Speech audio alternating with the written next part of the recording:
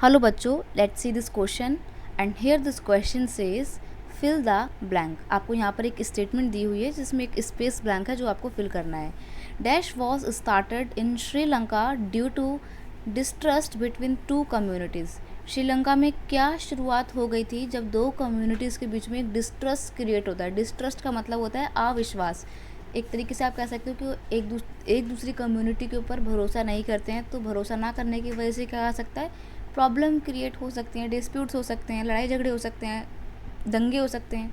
ठीक है, तो यहाँ पर हम बात करेंगे श्रीलंका में स्टार्ट होने वाले एक वॉर की, एक सिविल वॉर की। यहाँ पे क्वेश्चन का की कंसेप्ट है डिस्प्यूट इन श्रीलंका। श्रीलंका में होने वाला विवाद। अब ये विवाद क्यों खड़ा हो गया था, उसकी पूरी हम हिस्ट्री यहाँ पे जानने की कोशिश करेंगे। देखिए क्या होता है, 1948 में इंडिपेंडेंस मिलती है किसको, श्रीलंका को, of Sri Lanka, right.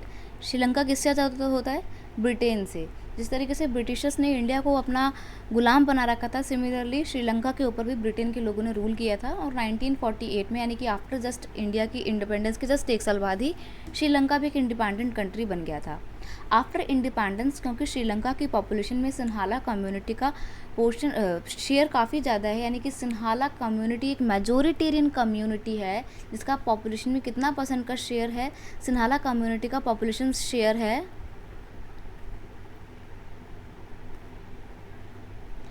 Total population का 74%, राइट। तो अपने आप में एक मेजोरिटेरियन कम्युनिटी है।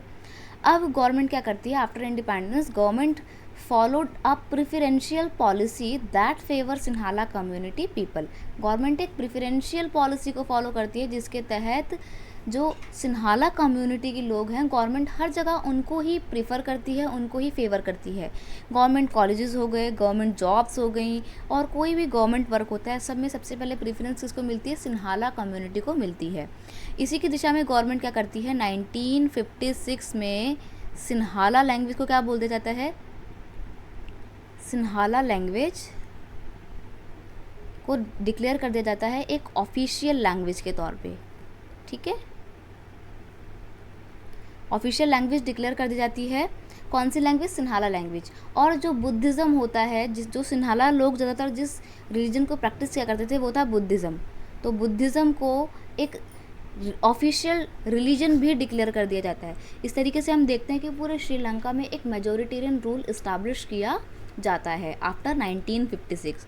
तो जब ये मेजोरिटेरियन रूल इस्टेब्लिश हो जाता है तो बाकी की जो और कम्युनिटीज़ थी, जैसे कि तमिल लोगों का शेयर कितना था पॉपुलेशन में, तमिल्स जो हैं उनका शेयर था 18%। इस 18% में से 5% इंडियन ओरिजिन तमिल थे और 13% श्रीलंकन ओरिजिन तमिल थे।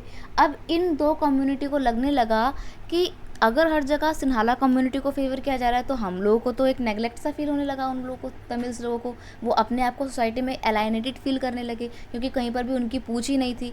तो ये चीज़ें बाकी की कम्युनिटी को पसंद नहीं आ रही थी। क्रिश्चियंस लोग 7% थे, तो बाकी की जो भी कम्युनिटीज़ थी उनको ये सब चीज़ें पसंद नहीं आ रही थी। तमिल्स और सिन्हाला लोगों के बीच में एक डिस्ट्रस्ट क्रिएट हो जाता है, एक अविश्वास पैदा हो जाता है, जिसकी वजह से श्रीलंका में बहुत सारी प्रॉब्लम क्रिएट हो जाती हैं। और श्रीलंका में फाइनली क्या शुरू हो जाता है, एक सिविल वॉर शुरू हो जाता है। सिविल वॉर का मतलब होता है गृह युद्ध।